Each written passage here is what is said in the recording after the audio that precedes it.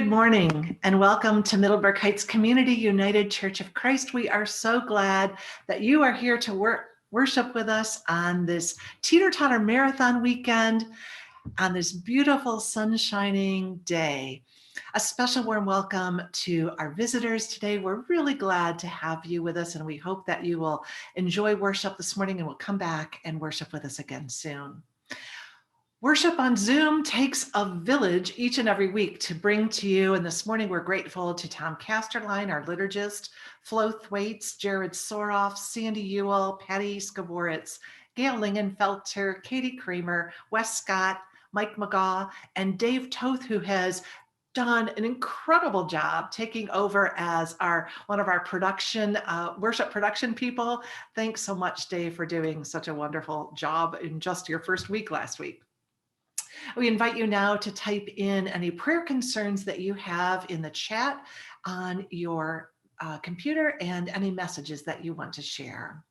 And I have a number of announcements to lift up for you this morning. First of all, I see that our invitation to come early is paying off. Many more of you are coming. We're sharing these great secular music videos that Amanda is creating for us from music that we've identified that fits with our theme for the week. And they've just been delightful. I hope you're enjoying them as much as I am. And then, of course, we have all of our announcements. So please come early enough to catch all of that. So this is our 45th annual Teeter-Totter Marathon weekend. And my friends, I am so excited to share with you that even though we are limiting the hours so that people aren't spending the night, they're not coming into the building, they're not eating all the food that we normally gorge ourselves with during this weekend, we have still surpassed our goal already. We've raised over more than $8,200.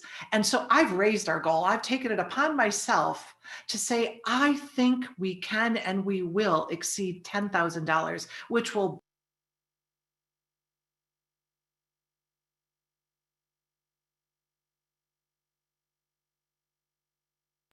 please be sure to give generously as you are able to the Teeter-Totter Marathon. I just got a message that I was muted. Have you been hearing me speak? Gail, can you just nod? I thought I unmuted. Vicki, I'm going to interrupt you. It's Flo. I was letting someone in and my cursor jumped and muted you. I apologize. Okay, I just wanted to make sure that I hadn't been speaking all this time and no one was hearing me.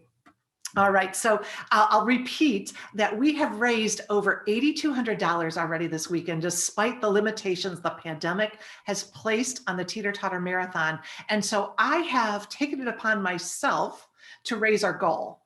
I think we can smash $10,000 today. And I'm praying that we do it. That will far surpass anything we've ever raised before. So if you haven't already given, you can do so online. The link is in the chat, or you can stop by Bagley Road anytime between now and 6 o'clock. As you can see on the screen, there are kids there teeter-tottering as we speak, and we'd love to have you be a part of that. Thanks to all that have volunteered already, our counters, our teeter-totterers, our collectors, and of course, Jenny and Judy, who have done such a great job putting all of this together. This month, we are doing our first outreach monthly activity, and we are actively engaged in March Muffin Madness. I'm so happy to report that we've delivered 9 dozen muffins last week to Edna House and to Denison Avenue United Church of Christ. And our next Muffin Madness Monday will be next week on the 15th. If you can bake some muffins for that, please let Deb Thompson know so she can plan what to expect. You can message her in the chat or text her after the service. We just would like, when you drop them off, that you indicate what kind of muffins they are and if they include nuts. If you can't bake or don't like to bake and would prefer instead to make some cards, you can make some little cards to attach to them with a message of good cheer and letting people know that folks from MHC-UCC are thinking of them. Drop off your cards and or your muffins next Monday between 9:30 and 10, and Paul King will be distributing them for us. Last week, I shared with you that Marianne Ivancic's brother-in-law and his wife Marianne's sister, had been quite ill, and both had been in the hospital and then in a nursing home. And her brother-in-law came home this past week and was not able to prepare meals for himself. And so she asked if we might help. And of course, so many of you came to her aid. We have prepared so many meals for them that there are enough in the freezer to get Corky through the week. But we'll be gathering meals again next Friday, this coming Friday, the 8th, 10th, 12th. And then again on Monday, the 15th. There will be a cooler outside the door of the church both mornings. If you can drop off any meals on those 2 days, Michelle will then make sure that they get to her uncle. Thanks in advance for whatever you can do to help. And if you have any questions, please be in touch with either Marianne or Michelle Hefke. Devotional cards for this Lenten season are still available in the tub outside the church door. There is another tub with Kindland signs. And if you haven't already pictures up, now that the ground is thawing, you can put a sign out in your yard. We've got one in ours. And I wanted to share with you, we've gotten involved in this project and it's gotten so much notice. We're getting noticed in the United Church of Christ and in the greater Cleveland community. On Friday, I'll be taping a little segment for a dinner that the Kindland people are doing in May for leaders in the community, sharing about what our church is doing. So it's been a great way, unexpectedly, for the church to get noticed in the community. But one way that we can give that back, and again, increase our presence, is to post those acts of kindness that you're doing or that you witness others doing on your social media, and then type in the hashtag Kindland. I've been doing that this week. I've made a commitment. It's not usually my thing to be active on social media, but I am getting lots and lots of likes to those posts, which is, again, increasing the visibility of the church. So please join me in making your post hashtag Kindland. As we continue our journey through the Lenten season, Sue Pray is leading a wonderful Monday night study on the John Dominic Crossan and Marcus Borg book, The Last Week, a study of the events that happened in Jesus's last week of life. And the really wonderful thing is, Sue does your homework for you. She prepares all the material. You get to come and just listen, learn, and participate in the discussion. That group meets on Mondays at 7, and it's never too late to join them. See your good news for login information. Sue is also doing her last 2 sessions of Meet the Pastor. If you want a chance to get to know Sue a little bit better, she is available Tuesday and Thursday at 7 o'clock for gatherings to just chat and get to know one another. Please join her. I think you'll really enjoy that chance. The next thing we're doing, about which I'm so excited right now, is helping Rita to get moved into her new apartment. We're holding a housewarming shower for her next Sunday after worship. Everything on the Target gift registry has been purchased. But if you still wanted to provide a gift for Rita, gift cards to either Target or Mark's would be welcome. Also, donations to Church Street Ministries, who have provided several items of furniture for her, but will not accept any payment from us. So if you wanted to make a contribution to Church Street, that would be another way of supporting Rita. Or the last thing would be to help purchase a prepaid cell phone for her. She has one. We're going to get her a free one, but it's going to take a month or so. So if you wanted to contribute to the $20 a month payment for another month, that would be one other gift that you can make. See me for that information. Finally, we're going to need some help moving her. We'll be doing so next Monday, March 15th. And we're looking for a couple of people who might meet us at church at 3 o'clock to help load things into the trailer. We're going to drive down to Church Street Ministries and load the furniture they're providing, which includes a sleeper sofa. So some people with some strength would be really welcome. And then we'll drive over to Lakewood about 4 and unload and move her into her apartment. So if you can join us at 3 at the church, or at 4 in Lakewood, please let me know and we'll get you all the details. We'd really appreciate a few more strong backs to assist with that. On this Communion Sunday, we share our prayer concerns at the beginning of our service. And this morning, in addition to all the excitement of the wonderful things going on, I have some very sad news to share with you. Kathy Sasma passed away last night. You know, we've been praying for Kathy, who's been in hospice since Christmas time, and she'd been managing quite well, but took a very sharp turn for the worse earlier this week. She passed away last night with Rick and all of the girls at her bedside. I've spoken with Rick this morning. He is managing fairly well after having been down a very long road. They are going to be planning a memorial service, but are waiting to figure out a date that's going to work for everybody. As soon as we know more details, of course, I will be sharing them with you. In the meantime, please hold Rick, Katie, Kim, and Christy in your prayers. You know that we've been praying for Dale since he broke his ankle almost 2 weeks ago, and I'm happy to share that he saw the orthopedist this week and was able to move into a walking boot and is healing quite well. The doctor was very pleased with what he saw. Continue prayers for Dale and for Barb, who's caring for him, but we're so excited to know that he's coming along. Lorraine is, as you know, home from the hospital after her recent bout there, but is still adjusting to the medication after having a few blood clots, and so is taking some blood thinners. Please hold her in your prayers as they get all of that under control. Mary Mays and Patty Takansik were to join us at the Teeter-Totter Marathon yesterday, but were unable to because sadly last week they both came down with COVID. They've lost their sense of smell and taste and have been feeling really lousy. So please hold them in your prayers. Eva Sefcik is undergoing a knee replacement next week. And so I'd ask that you pray for her as she goes through that difficult process and all the pain of rehab, but then we'll be coming along so much better. We celebrate with Judy Everidge. She was finally given the clearance to drive this past week after her appointment with her ophthalmologist after a year of dealing with an eye infection. We are so excited for her that she has got her wheels back. Tom Casterline asks for our prayers today for his brother Dale. He had shared last week that his brother was not doing well and they weren't sure what was going on. He's been diagnosed with lupus, but they also found that he has pneumonia and that pneumonia is clearing, and with that he is doing so much better. And so we're so happy to share that even as we continue prayers for Dale and his wife.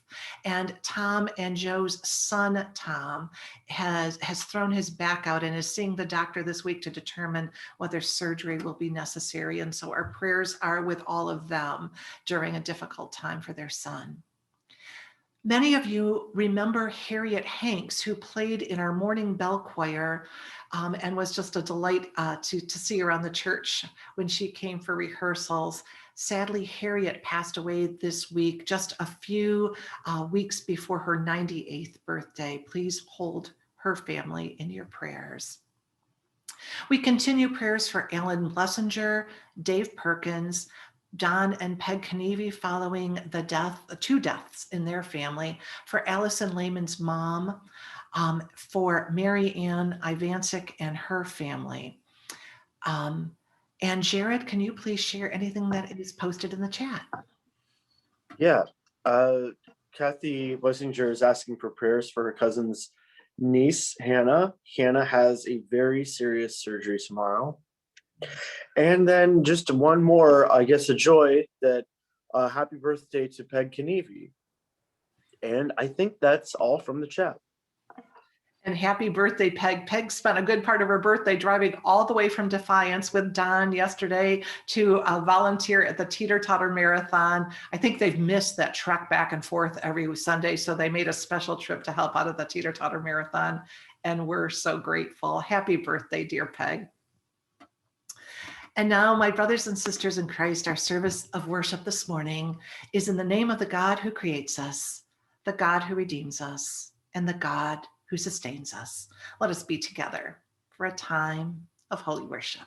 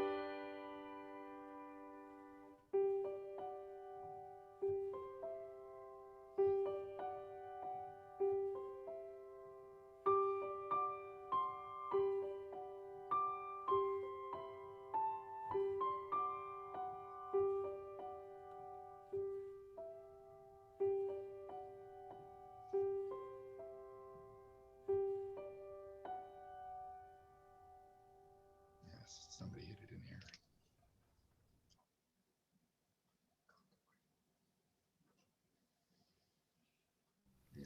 Lent, a season of looking inward and deepening our connection to God, is often referred to as a wilderness time.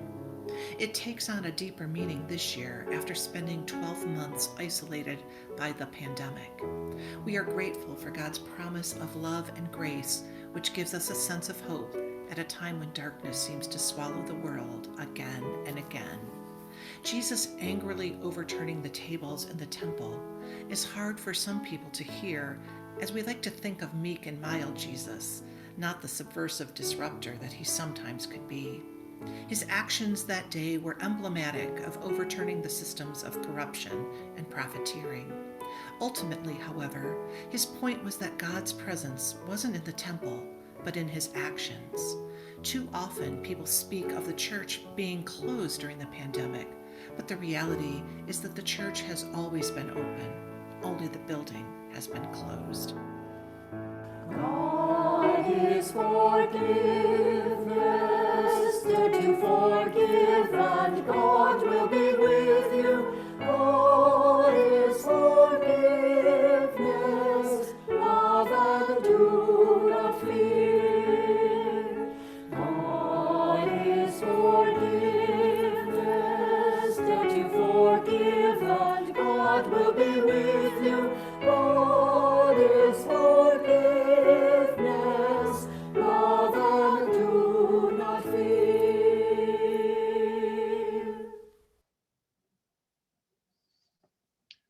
Please join in the call to worship. Again and again, We come to this space. again and again, We gather as a community.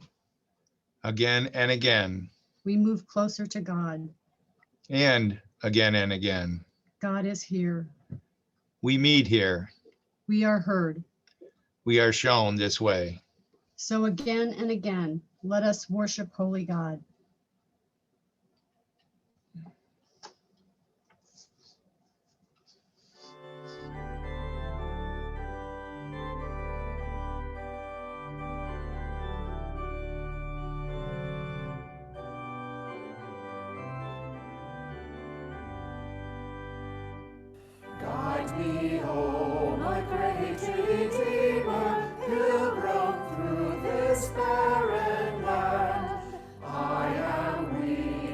you are mighty. Hold me with your powerful hand.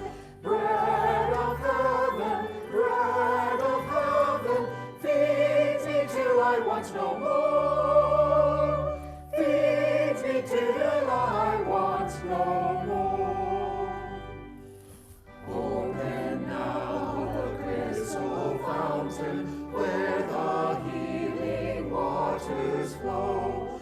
Let the fire and cloudy pillar lead me all my journey through. Strong deliverer, ever be my strength and shield. Ever be my strength and shield. When I reach the river Jordan, bid my anxious fears subside.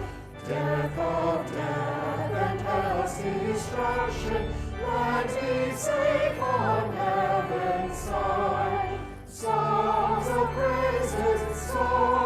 praises, I will ever sing to you. I will ever sing to you. Science tells us that a person makes about 35,000 choices in a day. 35,000 choices each and every day. In the prayer of confession, we pause to take a moment to think and to ask, how many of our decisions are choices that God would want us to make? How many are not? So let us pray together, knowing that we need guidance and trusting that even if we fail, God is showing us the way. God of justice, we are guilty of building tables. We have built tables that oppression dines on, sexism thrives on, and racism lives on. God of justice, we are guilty of forgetting where we are. Of turning faith into a negotiation tool and the church into a place for insiders. God of justice, we are guilty of ignoring the point. For you taught that the temple was for worship and your message was for all. God of our hearts, be in our decision-making. Draw near to our choices. Forgive our mistakes. And as you do, flip every table, every habit, belief, or point of view that needs adjusting. With hope, we pray for a better day. Amen. Friends, the good news is that God took on flesh and walked this earth to show us the way. God took on flesh so that we could see what it looks like to disrupt and overturn systems of oppression and corruption. God took on flesh to teach us another way, to point of restoration, so that we might be forgiven. We are held, loved, and forgiven for a just and merciful God. Thanks be to God for a love like that.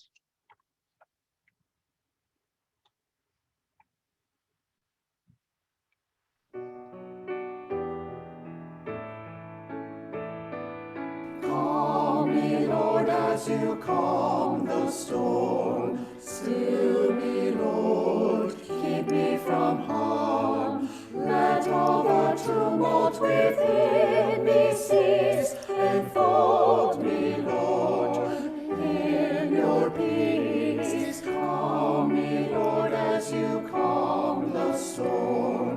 Still me, Lord, keep me from harm. Let all the tumult within me cease. Enfold me, Lord, enfold me in your peace. Please pray with me. Creator God, we don't just want to listen, we want to hear you. We want to read scripture aloud and know that you are close, as we have always been. And as we read, we want to feel your word resonating inside our bones. and have our words struck in our heads like a melody, falling off our lips like a love song. We don't just want to listen, we want to hear you, to turn our hearts toward you, Holy One, just as you have turned strangers into disciples. Turn our ears towards you, just as you have turned tables in the temple. We are listening. Amen.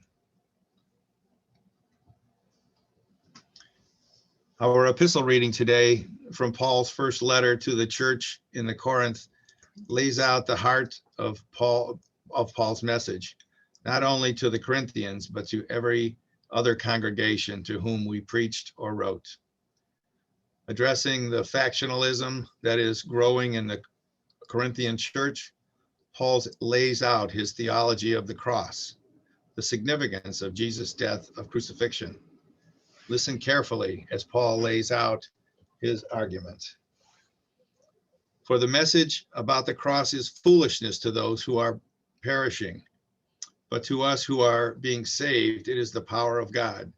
For it is written, I will destroy the wisdom of the wise, and the discernment of the discerning I will thwart. Where is the one who is wise? Where is the scribe? Where is the debater of this age? Has not God made foolish wisdom of the world? For since in the wisdom of God, the world did not know God through wisdom, God decided through foolishness of our proclamation to save those who believe. For Jews demand signs and Greeks desire wisdom, but we proclaim Christ crucified, a stumbling block to Jews and a foolishness to Gentiles. But to those who are the called, both Jews and Greeks, Christ the power of God and the wisdom of God. For God's foolishness is wiser than human wisdom, and God's weakness is stronger than human strength. God is still speaking. Thanks be to God. Our gospel reading this morning about Jesus overturning tables in the temple is a well-known story. While the other gospel writers share this account as the public act that solidifies the authorities' decision to kill him during his final visit to Jerusalem, John locates it early in his ministry, immediately after the wedding at Cana, where Jesus turned water into wine. Listen to John's account of the temple incident. The Passover of the Jews was near, and Christ went up to Jerusalem. In the temple, he found people selling cattle, sheep, and doves, and the money changers seated at their tables. Making a whip of cords, he drove them out of the temple, both the sheep and the cattle. He also poured out the coins of the money changers and overturned their tables. He told those who were selling the doves, "Take these out of here. Stop making my Father's house a marketplace." His disciples remembered that it was written, "Zeal for your house will consume me." The Jews said to him, "What sign can you show us for doing this?" Jesus answered them, "Destroy this temple, and in 3 days I will raise it up." The Jews then said, "This temple has been under construction for 46 years, and you will raise it up in 3 days?" But he was speaking of the temple of his body, and he was raised from the dead. His disciples remembered that he had said this, and they believed the scripture and the word that Jesus had spoken.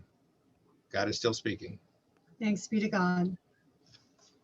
Will you pray with me? May the words of my mouth and the meditation of each of our hearts be acceptable to you this day, O God, our rock and our Redeemer. This may be an urban legend, but there's a story that I love about a man in the metro station in Washington, D.C., who was playing his violin with his case open. Few people stopped to listen except for a few children who stood and watched until their parents hustled them off. It seems everyone was in a hurry to get to their train that day. And when the day ended, the violinist only had $31 in his case. He left there to play at a packed house in Boston where people paid $100 just to have a seat. Joshua Bell had been in that metro station that day, playing one of the most difficult violin pieces on a $3.5 million Stradivarius. It was a stunt orchestrated by the Washington Post to see if anyone would notice, because you know how often we don't see what is right in front of us. This is an important part of Jesus's message this morning in our gospel reading. When Jesus comes into the temple during Passover, everything is functioning as one would expect during a Jewish festival. Animals were available for sale, for sacrifice, and money was being exchanged so that people could turn their imperial coins into local currency to pay for their purchases. All of this made up necessary parts of the Jewish faith. While in all of the other Gospels, Jesus refers to this scene as the den of robbers, John calls it in his Gospel a marketplace, and says that Jesus was furious at what was happening. He made a whip out of cords and drove out the animals as he overturned the tables of those exchanging coins. And as we listen to that story, I think there's two things that are very startling here. First, when we hear about Jesus being so angry, we're stunned, aren't we? Whatever happened to that meek and mild Jesus that we seem to know? We're not as comfortable with this guy who is inciting a riot in the temple. And Jesus's anger over the normal functions of the temple indicate that he is calling for a dismantling of the entire system and ushering in a new era. He's intimating that the temple is not necessarily the only way or even the best way with which we can connect to God.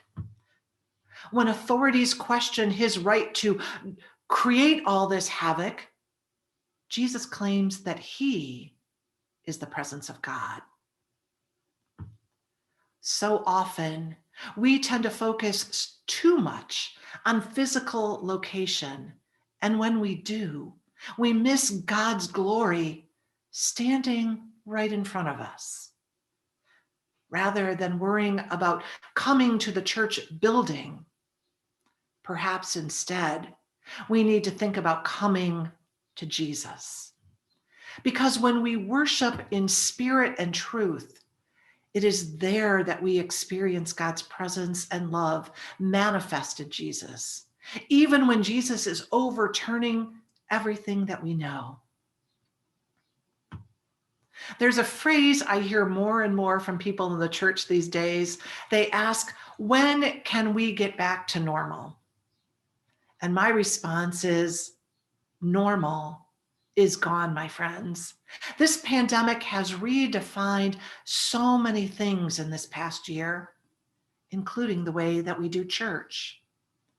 Think about it for a moment. How would you define church today? Is it our time on Zoom worship?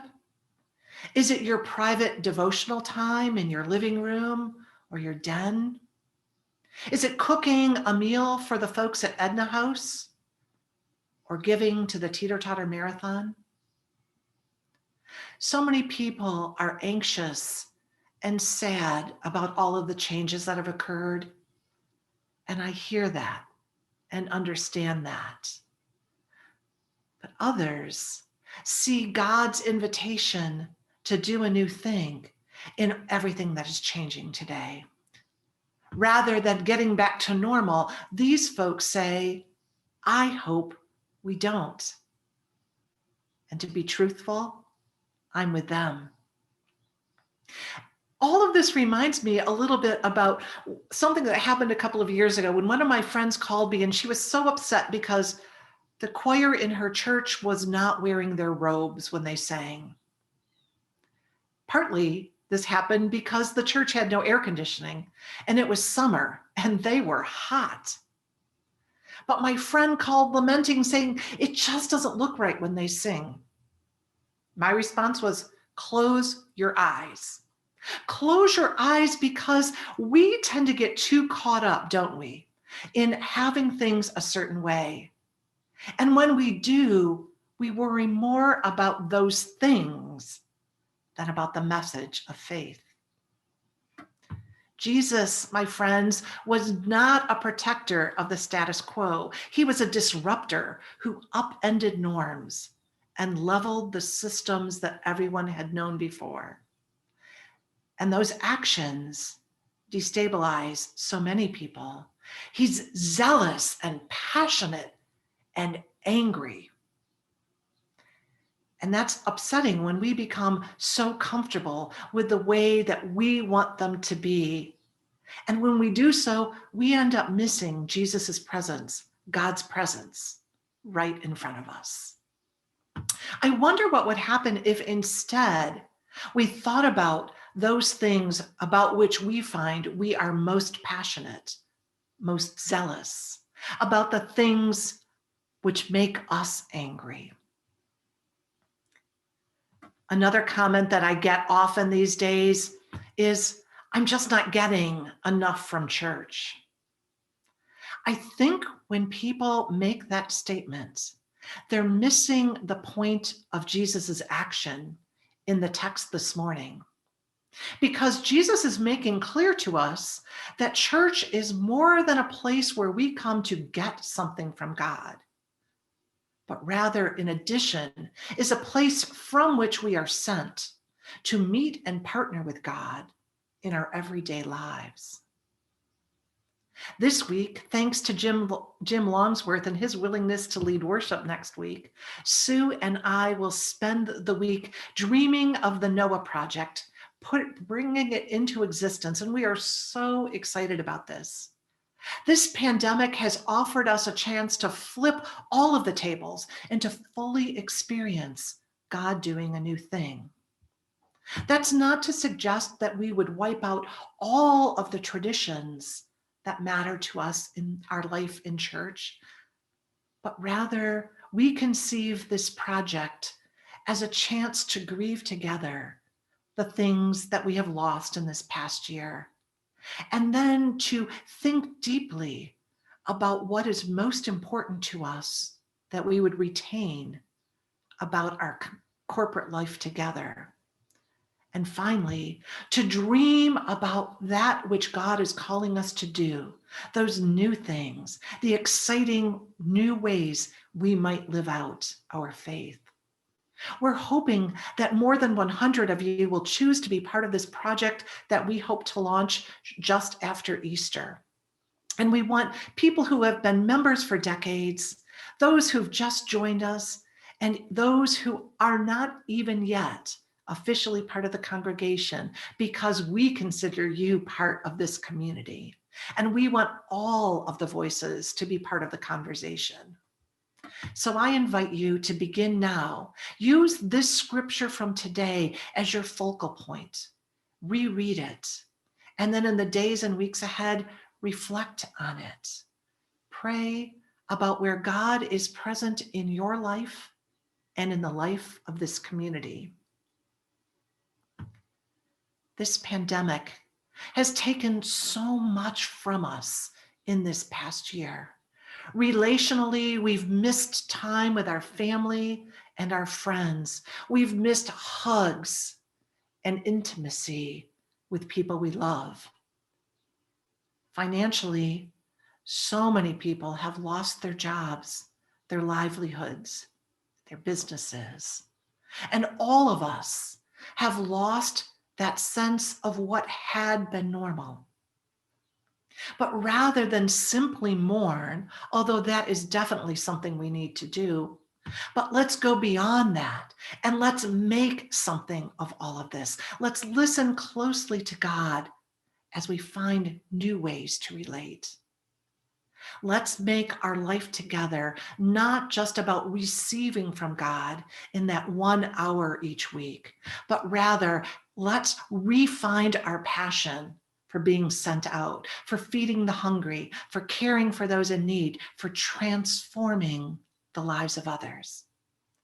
Rather than just be anxious about getting back to normal and back into the church building, let's get back to being passionate, to being committed, and to physically gathering to make a difference in the world. May it be so. Amen.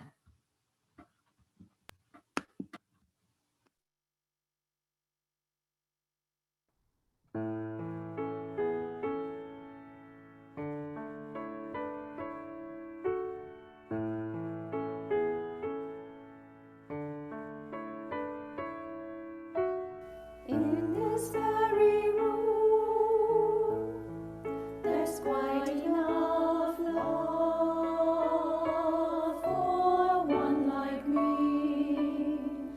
And in this very room, there's quite enough joy for one like me. And there's quite enough hope and quite enough power to chase away any gloom. For Jesus, Lord Jesus,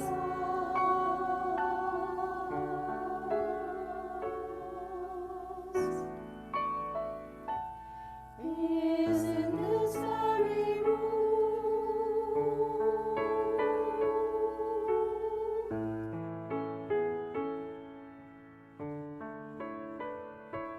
And in this very room, there's quite enough love for all of us. And in this very room, there's quite enough joy for us. And there's quite enough hope and quite enough power to chase away any gloom. For Jesus, Lord Jesus,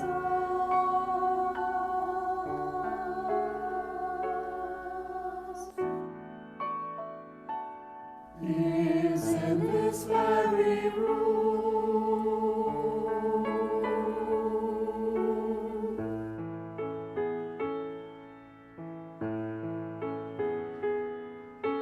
and in this very In room, this very room, there's quite enough quite enough love for all the world.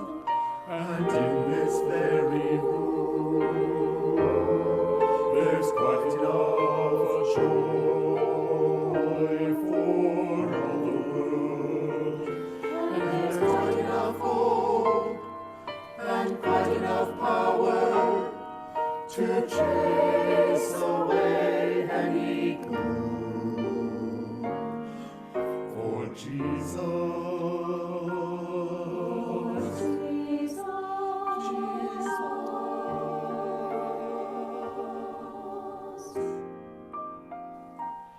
is in this very room.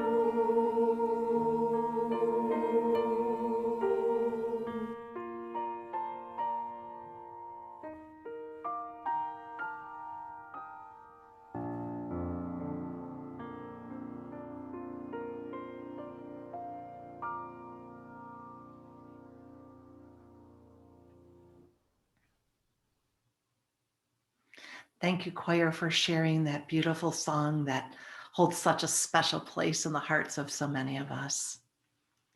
Next Sunday, we will be receiving the One Great Hour of Sharing offering. But this morning, we are blessed by the testimony of Mars Patterson, who will share with us his passion for a project that has impacted him greatly. Mars, please share. Good morning. I've been asked to say a few words about working at the Gemba home in Cleveland. For those who may not know, the Gembas are a refugee family from the Democratic Republic of Congo in Africa, where warring factions came to their home looking for John, the father. He hid in a barrel, and when they could not find him, threw acid in the face of one of his sons, then 10 years old, making him legally blind. Forced to flee their home because of those and other atrocities, they made their way to a refugee camp in Uganda, where the family spent 5 years before finally able to make it to the US and Cleveland. After 3 years in Cleveland, my Ellie, the oldest son, was determined to obtain a home for his family. Not fully aware of what he was getting into, he purchased a home that was in very, very poor condition. Some thought it best to simply tear it down. Our ever courageous pastor, Vicky, became aware of the situation and asked Bob Lewis to get involved. With motivation and leadership from them, our church took on the task of refurbishing the home and have completed the unfinished basement and first floor, as well as part of the second floor, before COVID halted progress. With that as background, there is a phrase, something like, God has no hands but ours. I first heard it, I think, from Sandy Ewell in connection with a trip to West Virginia or Kentucky. Perhaps, if lucky, we have been God's hands at Gembas. In addition to whatever good done, it has been personally rewarding, even when the tasks themselves were not always fun. Here are just some of the fringe benefits. Working with some of the very best people I've known. Bob Lewis is an amazing organizer and leader, to say nothing of his dedication to researching and learning new skills, then teaching them to others, both mentally and physically. He's tackled every job, difficult as it may have been. Bob Watson and I blackened our faces and more while removing an old ceiling full of coal dust, etc. John Ivancic must compete with Bob Lewis for the most hours, and John's enthusiasm has been contagious. Everyone has been kind, helpful, and willing to teach others. What a great work environment. Add to that the satisfaction of physical labor. I was a farm boy and grew up knowing what it was like to hit the bed, ready for good sleep, with muscles, joints, and entire body telling me I'd done a day's work. There's a unique satisfaction in those sensations, and they were rekindled after some days at Gembas. Lesson learned. Working with great people on worthwhile projects often doesn't feel like work.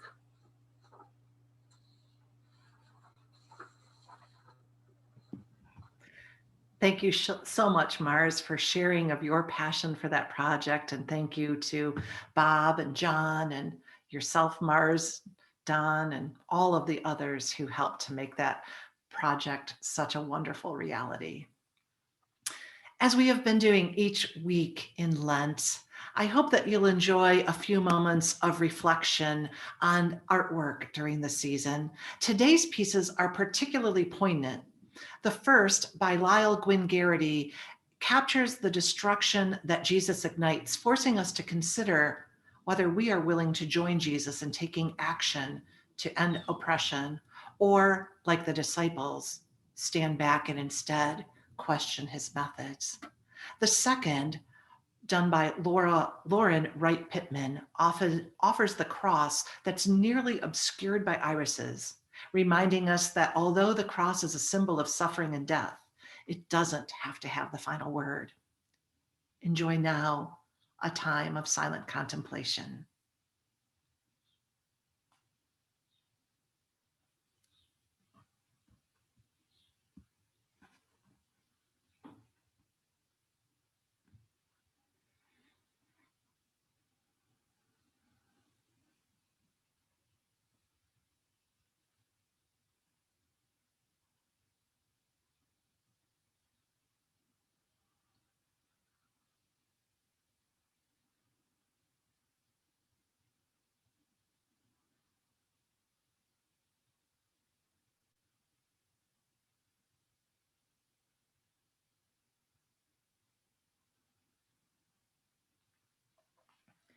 In this Lenten season, the provocative poetry of creativist Sarah R. continues to challenge us to think more deeply about what it means to follow Jesus. This morning, her poem, Flipping Tables, will lead us into an invitation to communion. Please hold your communion elements until you are instructed to eat them so that we can share this meal as a sign of our unity in Christ. Here's Sarah R. I woke up and I realized I was sitting at a table that oppression built. The patriarchy made the food. Cheap labor sewed the tablecloth. The guest list was exclusive. Fear was the host. And the people seemed happy, but the food tasted awful because milk and honey are reserved for God's promised day. So hold on to your silverware, because now that I see it, I can't unsee. This table is about to be flipped. Again and again, we come to this space where we gather in community and move closer to God. Again and again, God is present at the table where all are welcome to be fed. There is no exclusivity here. And so you are invited to come, to let go of any need to hold power or oppress others. Come to sit alongside the last and the least, the lost and the broken. For here we are all welcomed and fed exactly as we are. Don't let this table be flipped. Will you join in our prayer of preparation? May the God who chooses us and loves us be with you. And also with you. People of God, open your hearts to the one who stands with the marginalized. We open them to receive God's grace. Children of God, sing songs of thanksgiving with passion and joy.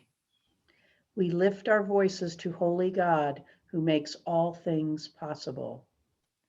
In the beginning, you created us, breathing your breath and spirit into our bodies.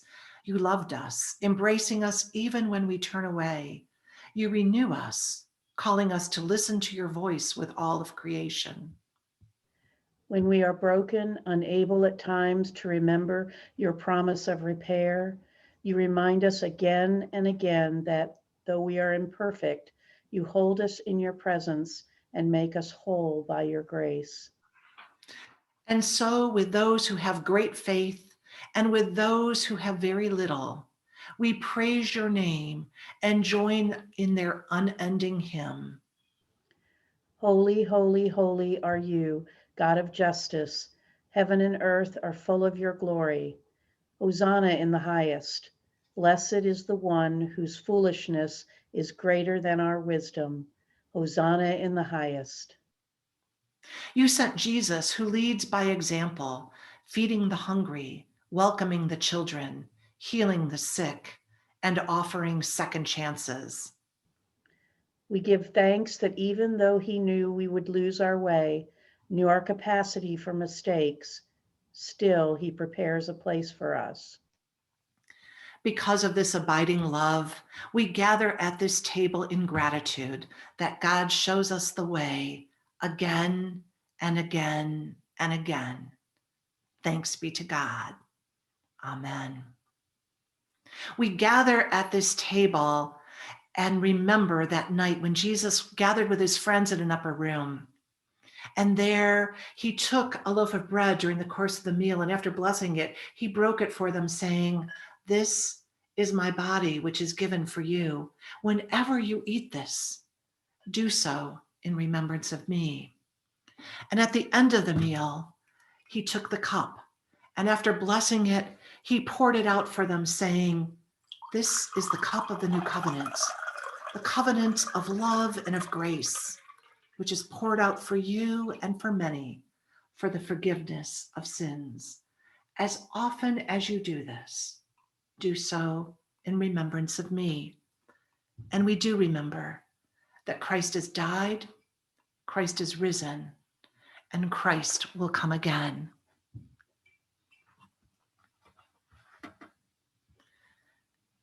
We come to this table today rejoicing with those who laugh and share the tears of the grieving. We are God's beloved children in both wonder and loss, dispersed and gathered at the same time. In your many homes, I invite you to rest your hands lightly on these elements, which we set aside today to be a sacrament as we pray together. Holy One, pour out your Spirit on these things and make this bread and this cup sustenance for our Lenten journey.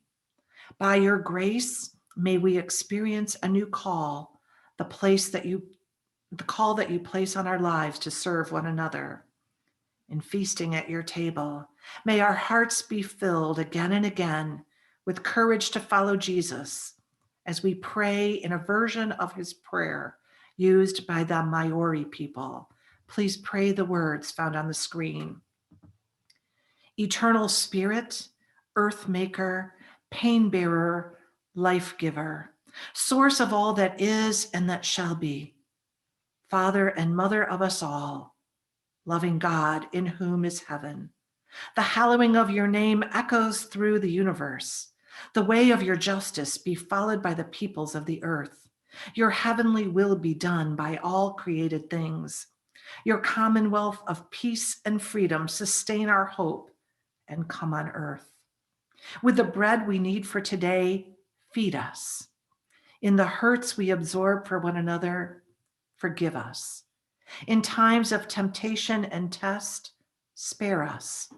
From the grip of all that is evil, free us. For your reign in the glory of the power that is love, now and forever.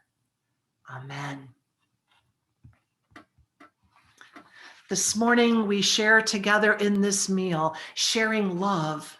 We will never be hungry, so we take and eat.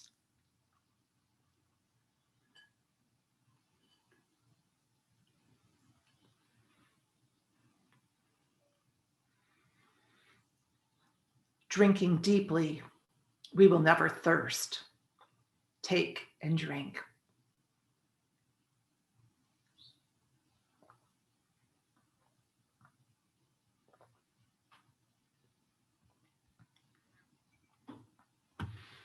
And together, let us join in our prayer, praying, having been fed at your table, holy God, nudge us into new insights for living the fullness of life. Take us deeper into the place where our own knowing is touched by your hand. In your gentleness, guide us. In your power, strengthen us. In your lowliness, strip from us our selfish pride. In your greatness, lift us up to do more than we can ask or imagine. Send us into the world to upend the status quo whenever it impedes the justice of your realm, so that we can live abundantly. Amen. Please join us in singing our closing hymn, Beneath the Cross of Jesus.